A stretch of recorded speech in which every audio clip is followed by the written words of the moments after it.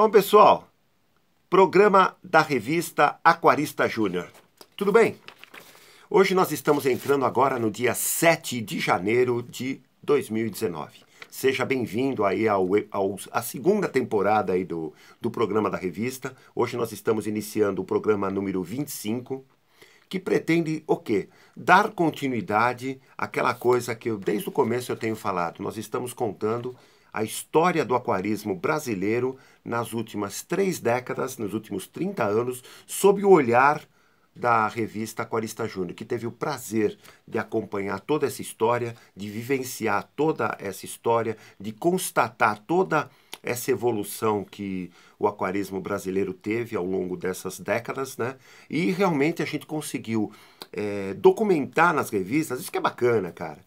Entendeu? A gente conseguiu documentar todos os fatos que foram acontecendo de importante para moldar, vamos dizer, o hobby do aquarismo vamos dizer, ao jeitão que é praticado nos dias atuais, onde nós temos várias lojas, muitas lojas muito bonitas, muito bacanas, uma infinidade de opções de equipamentos, de acessórios, de alimentos para os peixes, e que pode dar ao aquarista opções assim, centenas de opções, de variedades, de como ele pode montar o aquário. Vai depender sempre do seu, vamos dizer, gasto que a pessoa quer ter no aquário, vai depender muito do jeitão, do tamanho do aquário que ele vai precisar e poder manter na casa dele.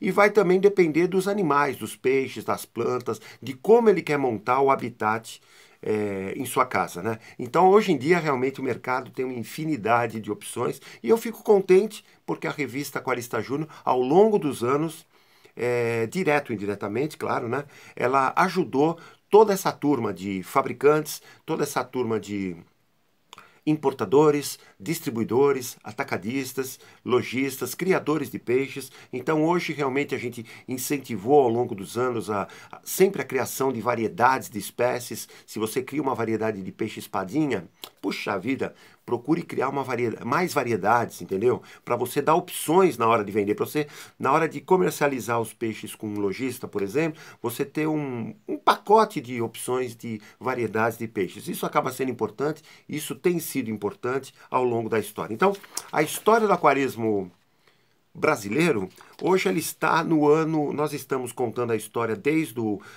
da pré-história da própria revista, né, que foi lançada em 1988, né? Hoje nós estamos realmente na viradinha do ano 1991, 1992, com essa revista número 23. Eu dei uma folheada nessa revista esses dias e, puxa vida, a gente encontra cada coisa que você nem acredita, quer dizer, encontra coisas bacanas e que vem ao encontro daquilo que eu falei que a gente também ia começar a falar nos programas, que é justamente a história dos produtos aquarísticos nos últimos 30 anos. Conforme eu for lendo as edições, ou for realmente dando uma folheada nas revistas publicadas, eu vou destacar alguns fatos, alguns acontecimentos, algumas curiosidades que aconteceu de pitoresco e que hoje parece ser uma coisa assim simples, né? Mas que para a época foi lances assim inovadores para a evolução do aquarismo, tá legal? A gente vem de uma geração da década de 60, de 70, que estava galgando os primeiros passos da prática aquarística. Eu cresci gostando do hobby, gostando dos peixinhos, aquela coisa toda. E depois, quando a gente teve a oportunidade de escrever uma revista, que era um sonho meu de infância, de adolescente, eu acabei realmente conseguindo, vamos dizer, ficar atento a tudo que ia realmente, vamos dizer, acontecendo de lançamentos no próprio mercado do aquarista, legal? Então o que acontece? Eu queria destacar na página 6, só para você ter uma ideia aqui, vem ao encontro também daquela coisa que eu falei no último programa. A gente começou a partir da inauguração da sede do Aquário de São Bernardo, né, do Centro Cultural Aquarista Júnior, que aconteceu em outubro de 91, a gente começou a ter aquele esquema de testes da indústria. Sessão na revista, que depois começou a acontecer na revista, a vitrine da indústria. Então, eram testes que a gente fazia, até os dias de hoje faz, né? Que eram realmente constatações práticas dos equipamentos e acessórios aquarísticos, alimentos também. Então eu queria dar 2 exemplos. Isso que saiu na revista número 23. É uma revista da virada do ano. É uma revista de dezembro de 91, janeiro de 92. Na página 6, deixa eu ver se eu acho aqui. Dá uma olhadinha aqui, depois eu vou falar com mais calma. Comida congelada. Olha que bacana. Tá vendo aqui, ó? Tava chegando no Brasil. Tava começando a chegar no Brasil. E na página 10, deixa eu mostrar aqui também. Haifeng.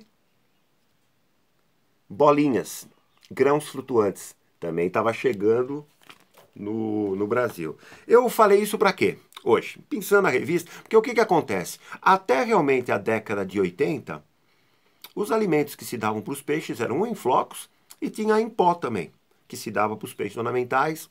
Isso durante várias décadas ficou nisso. Quando e patê, o que acontecia? Até dá para contar uma historinha, né? Eu, como criador de lebiste que fui, década de 80, né, que eu falei, criador assim semi-profissional, criador em estufa, aqui em São Bernardo do Campo, São Paulo, né? Eu formulava, de vez em quando, eu preparava alguns patês para dar para os peixes. Posso dar até a receitazinha, se eu lembrar, né? Aqui. Eu colocava no liquidificador, só para você ter uma ideia, um ovo cru, jogava ovo cru. Pegava na feira aqui perto de casa, tinha uma barraca, até hoje tem, que vende carnes. Pegava um pedacinho de coração de boi cru, sem gordura, aquela coisa. Ele me separava lá um pedacinho e eu trazia para casa. Então eu jogava o coração de boi cru. Aveia, essas aveias de fazer banana com aveia, uma colherzinha de banana de aveia. Colocava também, puxa, como que era? Batata doce, abóbora e cenoura. Pedacinho, entendeu?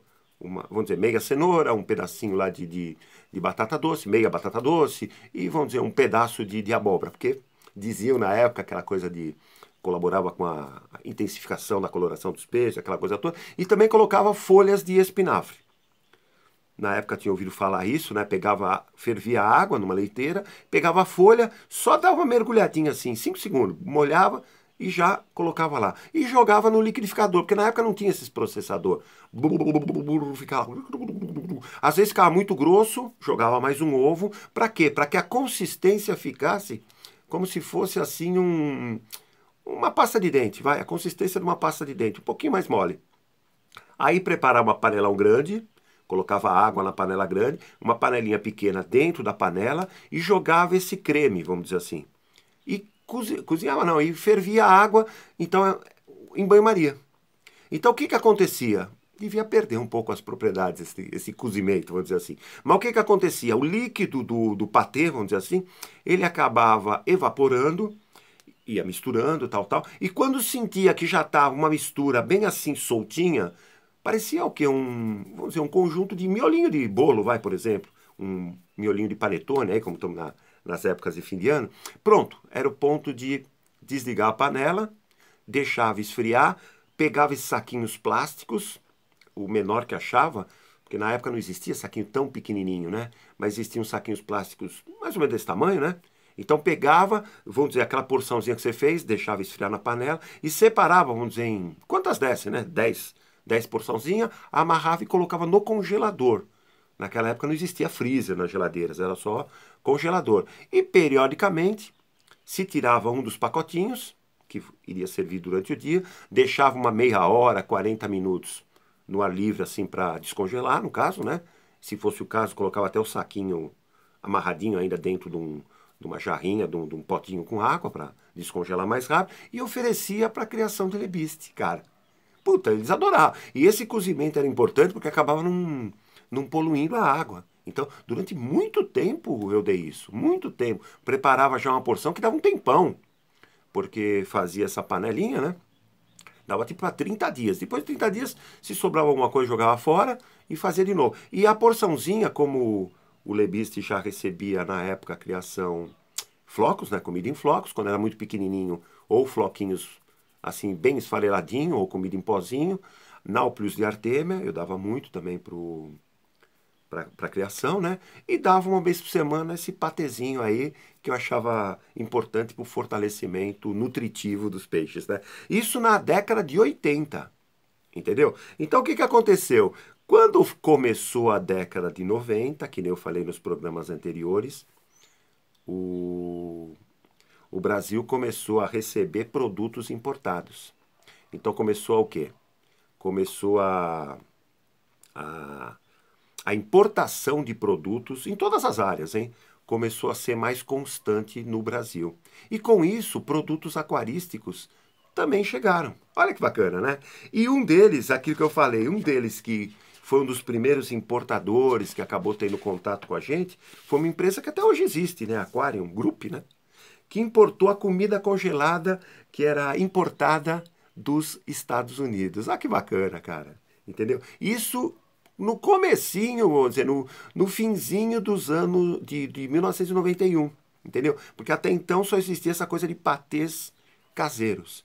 Então eles começaram o quê? Trazer patês importados dos Estados Unidos. Aí tinha várias, patê de camarão, patê de carne, patê de, sei lá, de artêmia, patê misto, patê para peixes herbívoros, tinha uma pancada de coisa. Você comprava na loja, guardava no congelador, né? Na época só tinha congelador, e oferecia para os peixes. Vinha em cubinho, que você abria, como se fosse um cubinho de, de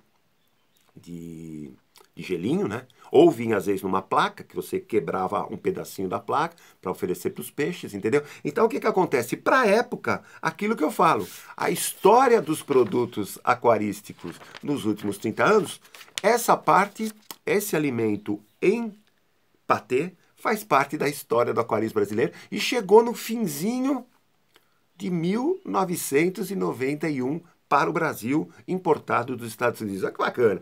A mesma coisa aconteceu com a Haifeng. Até então, o que que acontece? Alimentos simplesmente de flocos. De repente, veio um fabricante asiático, né? Chinês, que falou... chinês? Nem sei se é chinês. Hong Kong, né? Parece.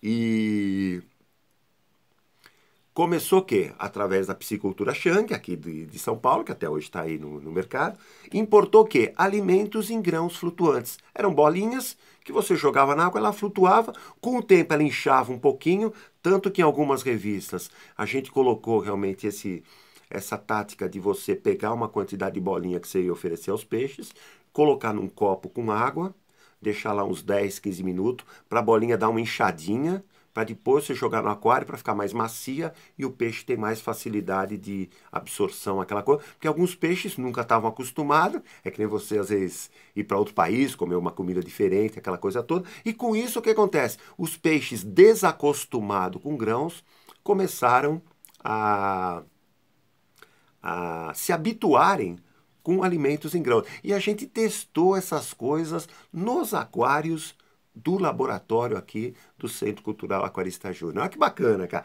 Para a época, novidade, entendeu? Tanto que a gente criou esse nome, grãos flutuantes, mais para frente o pessoal começou a chamar de bolinhas, aquela coisa toda. Mas o que que acontece? Porque eles eram flutuantes mesmo, entendeu? Com o tempo, as próprias bolinhas foram ganhando, né, sabores diferentes, foram ganhando granulometria, tamanhos não, consistências diferentes, algumas para peixes herbívoros, algumas para carnívoros, algumas para peixes onívoros, aquela coisa toda. Então o que que aconteceu? Quer dizer, devagarzinho a indústria aquarística foi se moldando, as lojas foram acostumando, porque no começo era difícil.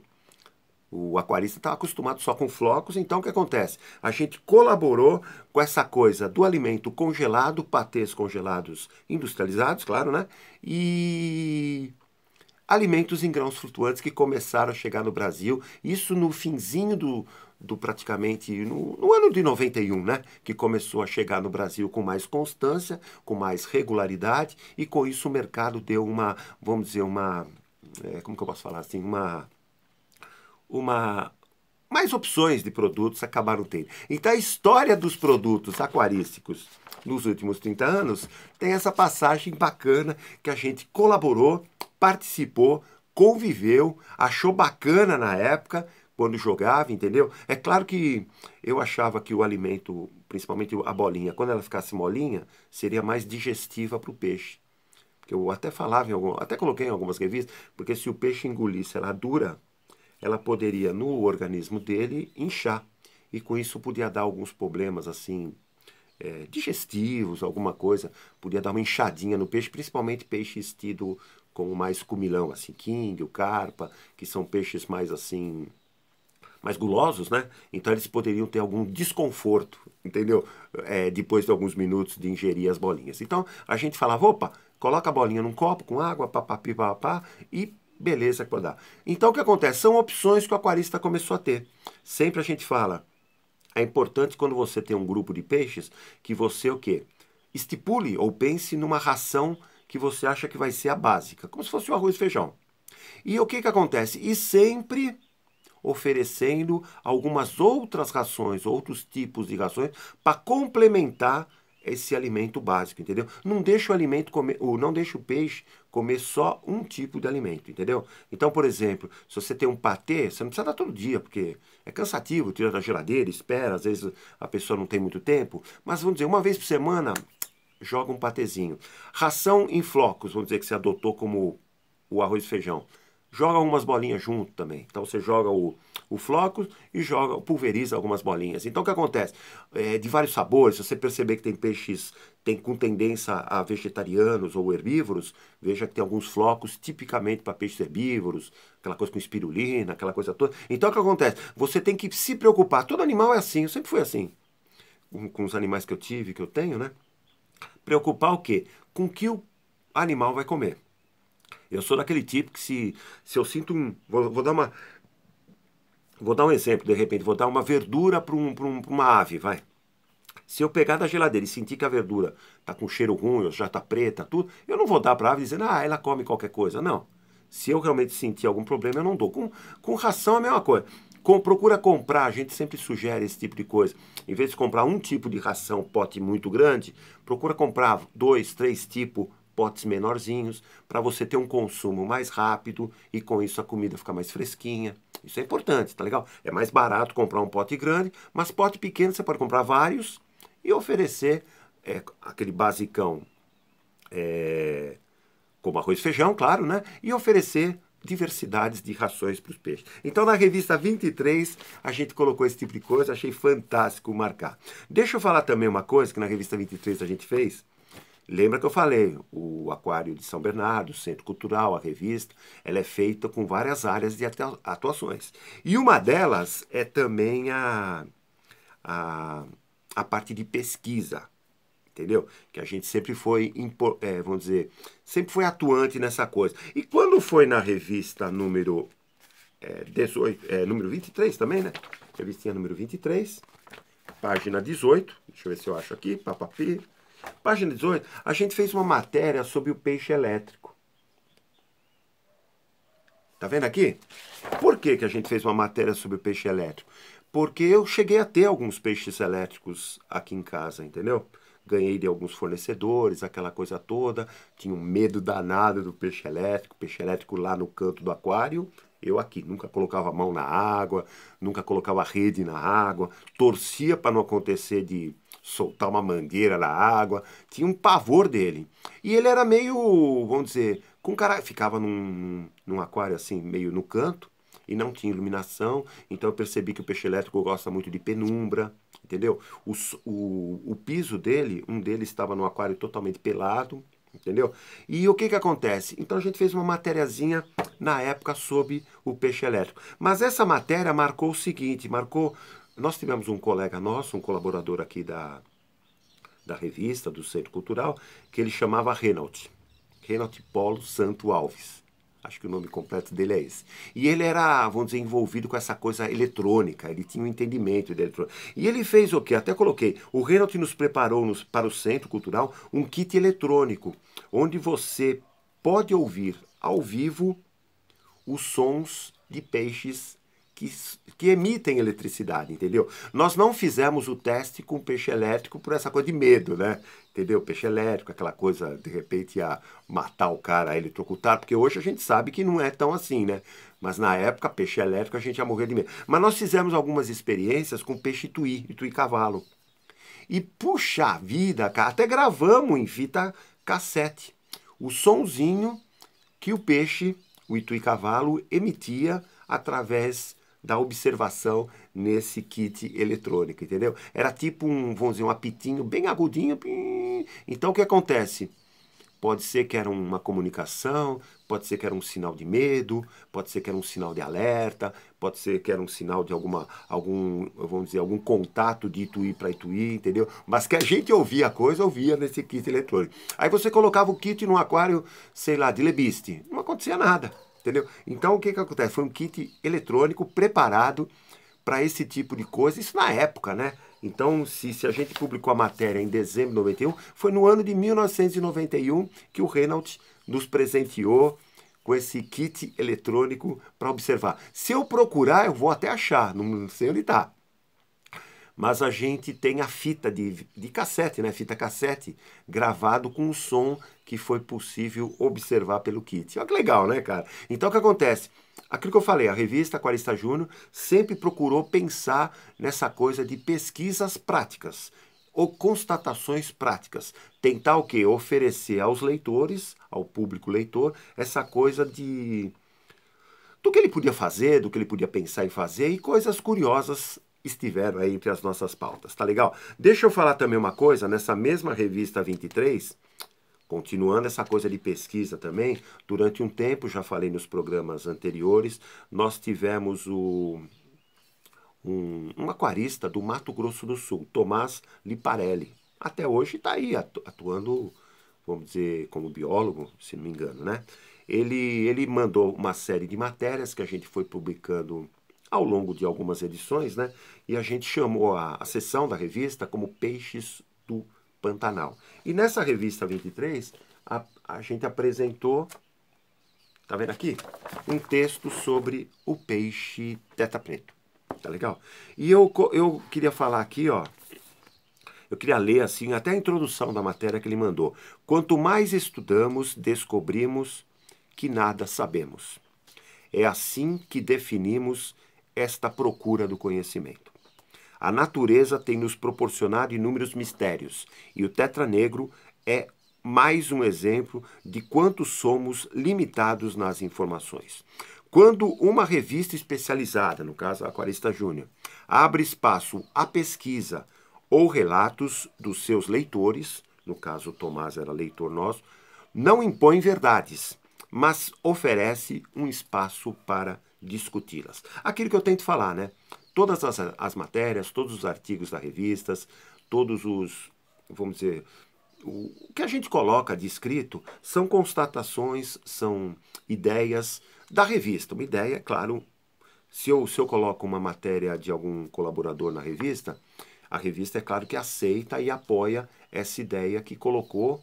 Não vamos colocar assim coisas absurdas, aquela coisa toda. Mas o mais bacana é o seguinte: são dicas que a gente procura dar para ajudar as pessoas e embasadas em quê?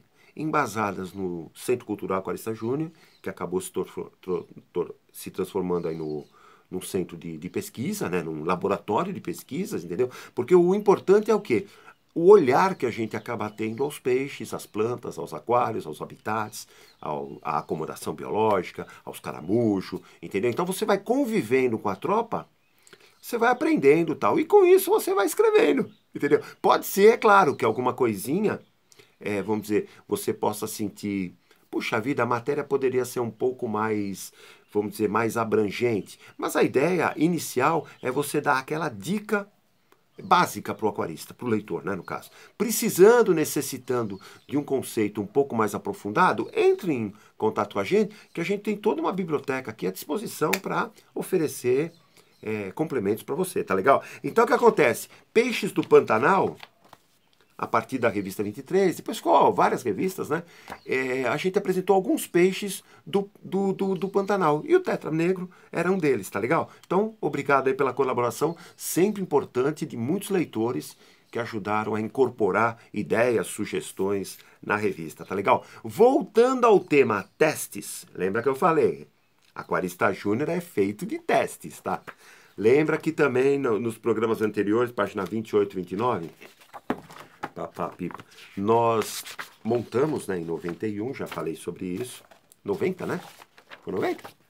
Bom, programas anteriores eu abordei isso. Nós montamos na cidade de São José dos Campos, através do Rogério Chafran Gerardo, o Posto Avançado Aquarista Júnior. Então ele era um aquarista muito dedicado, ele se prontificou a fazer uma divulgação da revista na região, de buscar informações, como se fosse um posto avançado mesmo da revista, como se fosse uma filial da revista, entendeu? Ele era muito atuante, até hoje realmente a gente acaba agradecendo ao trabalho que ele fez, e ele mandou para nós uma matériazinha com aquela coisa, lembra que eu falei, estava surgindo no mercado aquarístico, a ideia no aquário marinho, né? A ideia do filtro dry wet. Entendeu? Então nós tínhamos até então, só se utilizava o filtro de fundo, aquele filtro de placa, e colocava-se em cima dele cascalho, né? Cascalho ou dolomita, depois mais para frente aragonita, começou a colocar, cascalho de conchinha moída, né? Então ele fez uma matériazinha, testes do PA, PA que a gente chamava o posto avançado. Dá para ver?